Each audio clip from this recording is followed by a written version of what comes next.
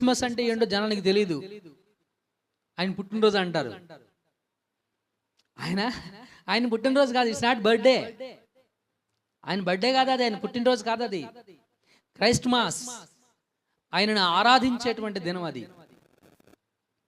ఆయన పుట్టినరోజుగా ఎవరు సెలబ్రేట్ చేయరు. ఎరో అవివేకంతో ఉన్నటువంటి వాళ్ళు, తెలివి లేనటువంటి వాళ్ళు, వాక్యం తెలియనటువంటి వారు. ఆయన పుట్టినరోజుతో నీకు సంబంధం ఏంటి? ఆయన పుట్టినరోజు తెలుసుకొని నువ్వేం చేస్తావు? ఏమండి, ఆయన పుట్టినరోజు ముఖ్యం కాదు, ఆయన ముఖ్యం. ఎవరు ముఖ్యం అండి?